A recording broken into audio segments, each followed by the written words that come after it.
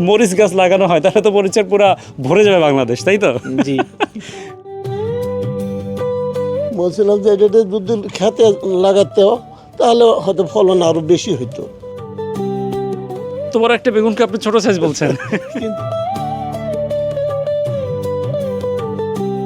ডুমুরটা খেয়ে আমার বেশ ভালো লাগলো, চমৎকার।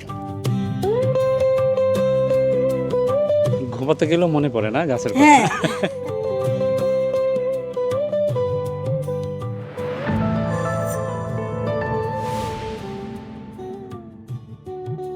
নিউ ইয়র্কে বাঙালি বাড়ি কোনটি অথবা বাংলাদেশিরা কোন বাড়িতে বসবাস করে সেটি খুঁজে পাওয়ার একটি টেকনিক আমি আবিষ্কার করেছি এবং সেটি সামারের জন্য প্রযোজ্য। আমার পাশে দেখতে পাচ্ছেন যে বাড়িটি বা এই বাড়ির চারপাশ জুড়ে শুধু গাছ আর গাছ। আমার ধারণা এই বাড়িতে যারা বসবাস করেন তারা বাংলাদেশি। আমি শুধুমাত্র বাংলাদেশিদের মধ্যে দেখেছি গাছের প্রতি এত বেশি ভালোবাসা। জানি না আমার ধারণা সত্যি হয় কিনা। সুপ্রিয় দর্শক, স্বাগত জানাচ্ছি এটিভি ইউএসের কৃষিভিত্তিক বিশেষ আয়োজন প্রবাস কৃষিতে। প্রবাস কৃষির আজকের এপিসোডে আমরা বেছে নিয়েছি এই বাড়িটি। চলুন ভেতরে প্রবেশ করি।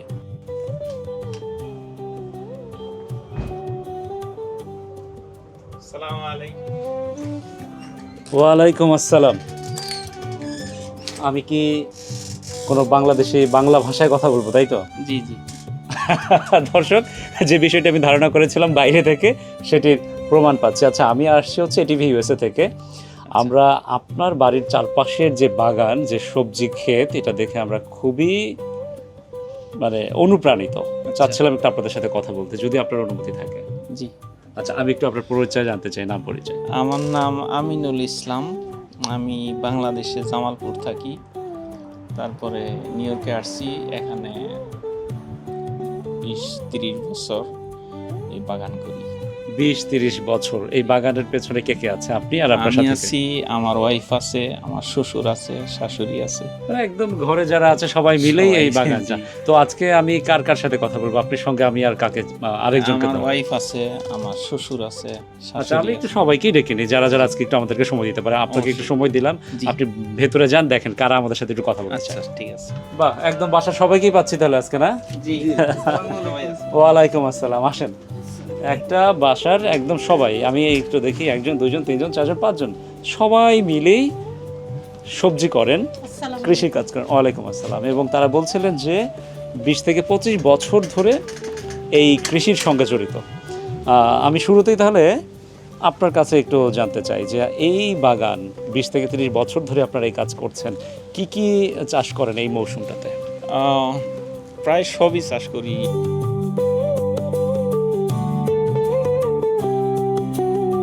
আমি এখানে শুরুতেই দেখতে পাচ্ছি বিশাল আকৃতির টমেটো। টমেটো বিশাল আকৃতি।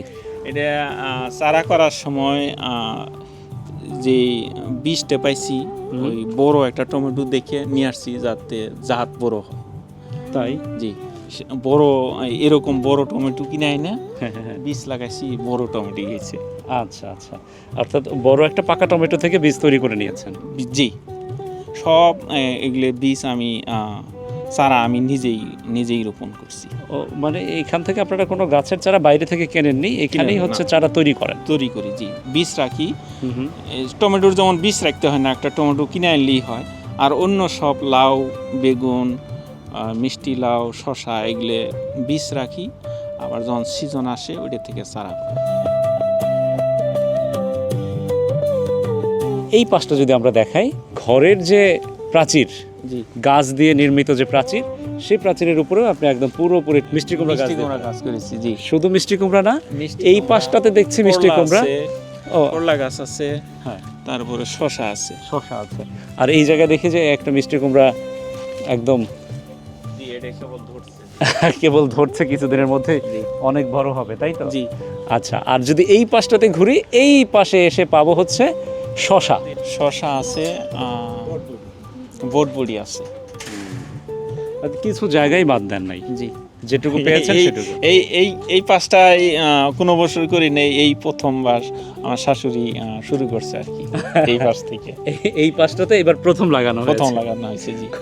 আর একটা সব থেকে মজার জিনিস, দর্শক আমি সেটা দেখাবো। আমি এই জিনিসটা আপনার সাথে কথা বলতে বলতে আবিষ্কার করছিলাম যে এই যে মরিচ গাছ লাগানো হয়েছে, এই কৌশল আমি আর কোথাও দেখিনি। আমার এটা কিন্তু একদম প্রথম দেখা। এটা বাড়ি কেনার সময় এরকম ব্রিক দেওয়া ছিল। হ্যাঁ হ্যাঁ। তো এই ব্রিক দেওয়া ছিল, পরে আমার শ্বশুর এর মাঝে থেকে একটু একটু করে জায়গা বাই করে প্রথমবার করছিল, দেখছি ভালো হয়েছে, তারপর থেকে এখনও করা শুরু করছে। আজকে এটা তৃতীয় চতুর্থ বর্ষ। আর দর্শক আপনারা বুঝতে পেরেছেন কিনা আমি জানি না, আমি আপনাদেরকে একটু ভালো করে বোঝাতে চাই। সেটা হচ্ছে আমরা যদি গ্রামীণ ইটের রাস্তা দেখি, ইটের রাস্তা কি হয়, ইট বেছানো থাকে এবং ফাঁকে ফাঁকে একটু মাটি থাকে।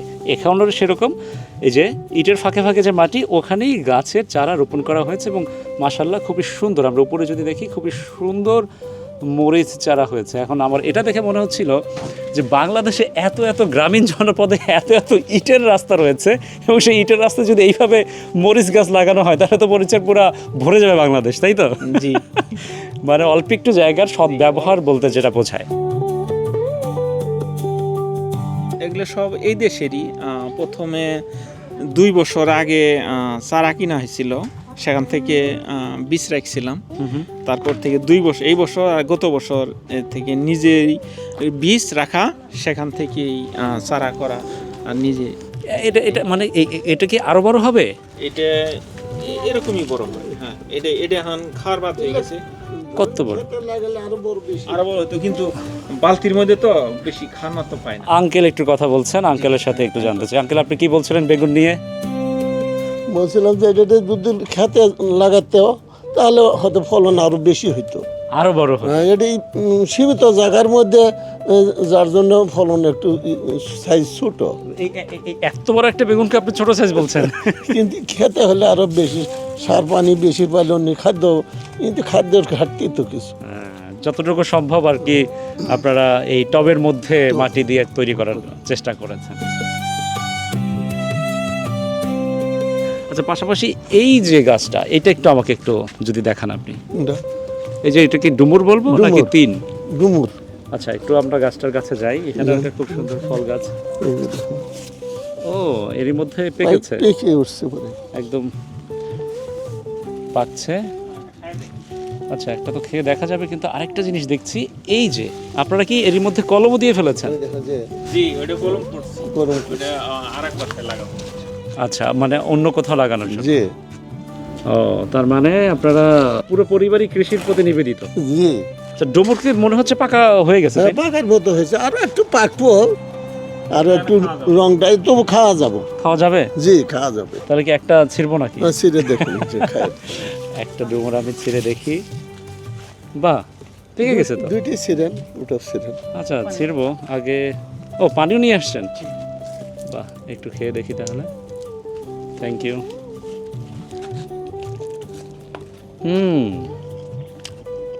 দারুণ মিষ্টি, ভেতরটা লাল, খুবই মিষ্টি, মাশাআল্লাহ, খুবই ভালো লাগলো। কি পরিমাণ ডুমুর হয় প্রতি বছর? পুরা শীত না আসে একদিন হতেই থাকবো। শীত আসার আগ পর্যন্ত ওই যে ফল আসতে থাকবে, পাকতে থাকবে। পাকতেই থাকবে। আচ্ছা, অনবরত চলতেই থাকে। যাই হোক, ডুমুরটা খেয়ে আমার বেশ ভালো লাগলো, চমৎকার। এইটা কি একদম ছোট ছোট করে লাল হয়ে আছে? বেরি? রাজবেরি। এটা রাজবেরি? জি। আচ্ছা, এই গাছ কয়টা গাছ এখানে? এটা একটা গাছেরই অনেক কয়েকটা হয়েছে, আমরা সলমি হয়েছি এক গাছের থেকে, সব সলমি। আচ্ছা, এটার স্বাদ কেমন? এটা স্বাদ ভালো স্বাদ। পাকছে তো, আমি দু একটা ছিঁড়ি। একটু আগে ক্যামেরায় দেখায় নেই, এটা হচ্ছে বেরি, কিন্তু বলা হচ্ছে রাজবেরি। চমৎকার, একদম খুবই সুন্দর কালার।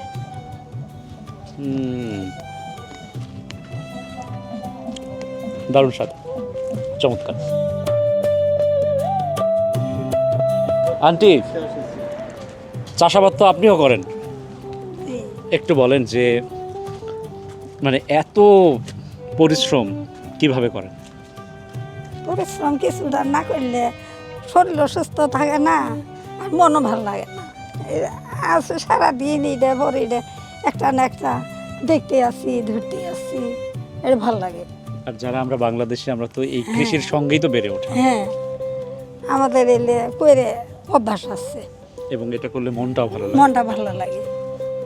ঘুম থেকে সকালে ফজরের নামাজ পড়ে বের হয়ে আগে এলে গাছ চালিয়ে আগে দেখি, তো থেকে এটি আগে ই করি, পানি দেই, বা সার দেওয়া না গেলে সারের পানি দেই এলেই সবসময় লেতে আসতে ঘুমাতে গেলেও মনে পড়ে না গাছের কথা? হ্যাঁ ঘুমতে ঘুমতে উঠে আর কি নামাজ পড়ে বের হই আগে বুড়া গাছ দেখি এবার কি কি ব্যতিক্রম গাছ লাগিয়েছেন গতবারের থেকে? সব কিছুই লাগানো হয়েছে, শসা, টমেটো, মিষ্টি লাউ। এইটা কি মরিচ? ও এটা তো হচ্ছে ক্যাপসিকাম। ও আচ্ছা, ক্যাপসিকাম পাচ্ছি, আর পাশাপাশি এখানে দেখছি হচ্ছে কচু। কচু তো আপনাদের খুব কম দেখছি, অন্যান্য বাড়িতে দেখি কচু অনেক বেশি।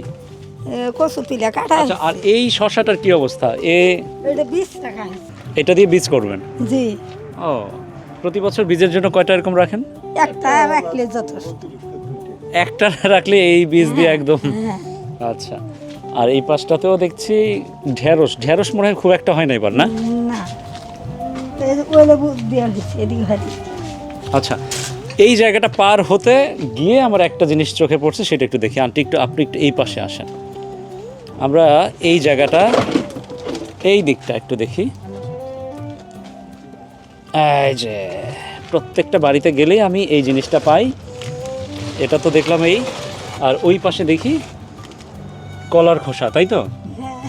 আচ্ছা, এই কলার খোসা বা যে কোনো ধরনের ফলের যে কাটা অংশ, এগুলো আপনারা পানিতে ভিজিয়ে রাখেন, এরপরে হচ্ছে ওই যখন গাইলে মজে যায়, ওই পানি গেলে গাছের গোড়ায় দেওয়া হয়। এটা গাছে দিলে গাছের ভিটামিন হয়। ভিটামিন। বাহ, চমৎকার। প্রত্যেকটা বাড়িতেই দেখছি, এই যে দেখেন কতখানি। এই এই এই এই এটা কতদিন ভিজিয়ে রাখতে হয়, এরকম কোনো নিয়ম আছে? না, এই যে থইছি হয়তো 2 দিন গেল, আজকে দিয়ে দিলাম। ওকে, আর এই পানিটা যদি না দেন, এটা মানে পরিবর্তনটা কি হয়? ধরেন আপনি এই গাছ একটা শুকায় যাচ্ছে, হ্যাঁ, তাহলে কিন্তু গাছ আমরা যাবো গা। ও, গাছের গোড়া ওয়াশ না থাকলে তো গাছ তো মরে যাবো গা। যাই হোক, এটা আমার খুবই ভালো লাগছে। প্রত্যেকটা বাড়িতেই আমি এই জিনিসগুলো পাই। এই হচ্ছে শিম, কিন্তু শিম এত মানে ফ্যাকাশে কেন? এবার সিমেরই জন্মরে একটু কম। আসলে ওরা খোলা জায়গা ভূমিতে করে হলে সবচেয়ে ভালো নিয়ে, টবের মধ্যে আর জায়গা কম হয়ে গেছে। আর এবছর তো শীতটা গেল খুব দেরি করে, এই জন্য মনে হয় আপনাদের সব সব ফলের পিছিয়ে আসছে। আচ্ছা, একটু দেখাই যে দর্শক, মাথার উপরে, হ্যাঁ মাথায় প্রায় লেগে যাচ্ছে। আর মনে হয় 1 সপ্তাহ পরে আসলে মাথায় লেগে যাবে। 1 সপ্তাহ পরে আসলে এখান থেকে আমি ঢুকতে পারবো না, অর্থাৎ মিষ্টি কুমড়াগুলো হয়ে সব একে একে ঝুলে পড়ছে। এবং পেছন সাইডে আমি যে এই যে মিষ্টি কুমড়ার মাচা দেখছি, খুবই প্রফেশনাল, অর্থাৎ গ্রামীণ জনপদে যেভাবে সুন্দর করে মাচা করা হয় কাঠ দিয়ে, সেভাবেই করা হয়েছে। তার মানে লাউ গাছ খুব একটা এবছর হয় নাই, তাই না? চেষ্টা কিন্তু কম করেন নাই, তাই তো? অনেক চেষ্টা করছি, কিন্তু এবার লাউ গাছে কি একটা দোষ পড়ছে, লাগাই মরে যায়, খালি মরে যায়। এই যে একটা গাছ কেবল এই মাত্র উঠছে, জাংলাতে উঠে উঠছে। এবং যে গাছটা উঠছে সেই গাছটাও যে খুব শক্তপোক্তভাবে উঠছে তা কিন্তু না, দুর্বলভাবেই সে উঠছে। আর পাশাপাশি এইখানে কিন্তু আরেকটা শশা দেখছি, সামনে একটা দেখলাম বীজের জন্য, আর এখানে একটা দেখছি বীজের জন্য। দেখেন কত বড় শশা এবং কি সুন্দর কালার, দুই জাতের। এটা একটু বড় সাইজের। এটা এরকম কতদিন রাখতে হবে? প্রায় পাইকে আসছে, গাছে মরে গেলে বড় ছিড়ান। এটা কি মরিচ? বিন্দু মরিচ। বিন্দু। এটার ঝাল কেমন? কালার তো খুব, হ্যাঁ খুব ঝাল, খুব ঝাল। খুব ঝাল। একটা মরিচ হলে একটা তরকারি হয়ে যাবে, এমন ঝাল। 1 মরিচে 1 তরকারি। ওয়া ওয়া ওয়া, গুড গুড। আমি এটা অন্যান্য বাসাতেও দেখেছি লাগাতে, এবং অন্যান্য বাড়ি থেকে আমাকে অনেক মানে সবজি দেওয়া হয়েছে, কিন্তু এই মরিচটা আমি নিজে থেকে কখনো চাইনি। কিন্তু আজকে আমি এরকম কয়েকটা মরিচ নিয়ে যেতে চাই।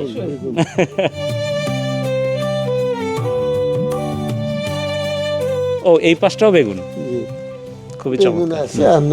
পুঁই শাক আছে। আচ্ছা, আমি একটু দেখাই দর্শক, এই জায়গায় মাথার উপরে যদি দেখি, এখানে বেশ কয়েকটা বড় বড় গাছ আছে, এবং যে গাছের কারণে এখানে ছায়া পড়ে।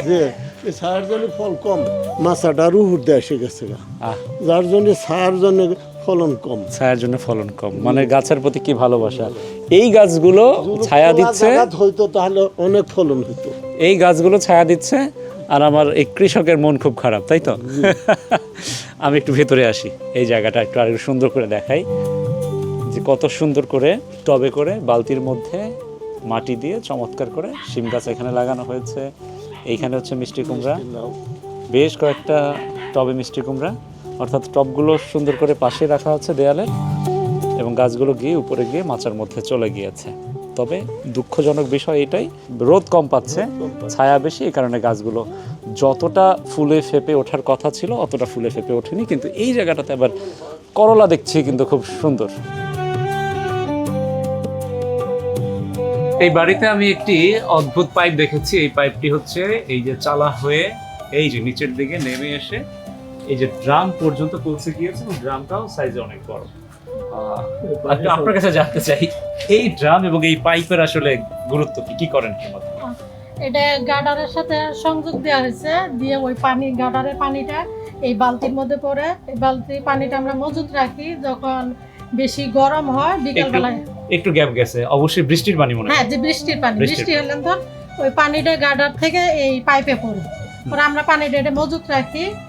বিকাল বেলা করে আমরা এই বৃষ্টির পানিটা গাছের গোড়ায় গোড়ায় দিই। নিউ ইয়র্কের যে পানি, যে পানি হচ্ছে আমরা একদম সরাসরি ট্যাপ দিয়েও খাই, জি জি, এই পানিটা আপনারা গাছে না দিয়ে বৃষ্টির পানি কেন? একটু আর্থিকভাবে লাভবান হই, আমাদের পানির বিলটা কম আসে, এবং একদম প্রাকৃতিক পানি, যেখানে কোনো পানিটা, কোনো কেমিক্যাল chemical মেশানো তো মেশানো না, হয় একদম না। প্রাকৃতিক পানি। জি, সব মিলিয়ে গাছের জন্য এটা বেশ ভালো। বেশ ভালো। আমি এই জিনিসটা আমি অন্য কোনো বাড়িতে দেখিনি, একদম এই বাড়িতে এটা আমার কাছে নতুন লেগেছে, যে বৃষ্টির পানি সংরক্ষণ করে গাছকে দেওয়া হয়। আর গাছের প্রতি ভালোবাসার আসলে কোনো কমতি নেই। এটা বীজ সংগ্রহ করা শুরু করছি আল্লাহ বাঁচালে নেক্সট ইয়ারের জন্য। এই বীজ যতদিন সামার আছে আর সবগুলো বীজ সংগ্রহ করবো, একত্রে রাখবো। এটা কি এই বছরের? এটা এই বছরের দিকে শুরু করছি মাত্র। এই বছরের অলরেডি শিমের বীজ অলরেডি রেখে ফেলেছি।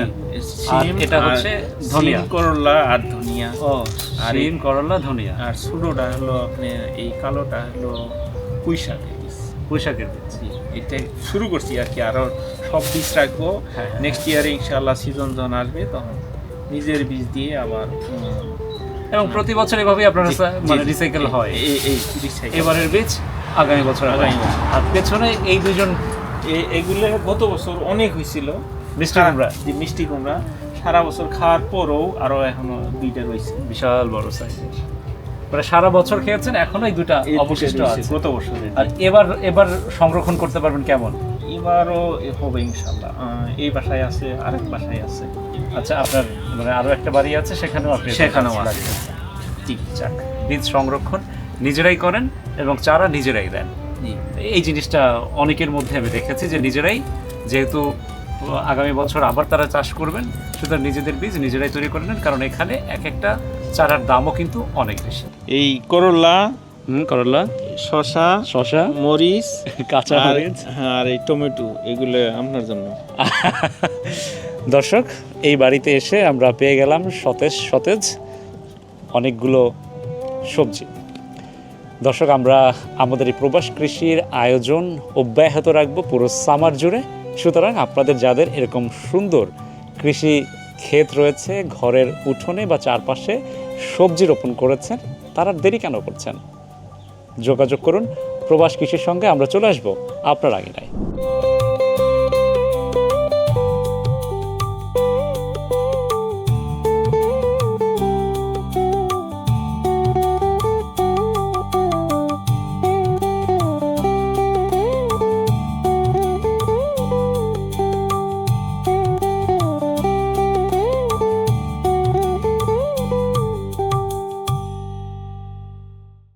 ATV USA, বিশ্বজুড়ে বাঙালিয়ানা।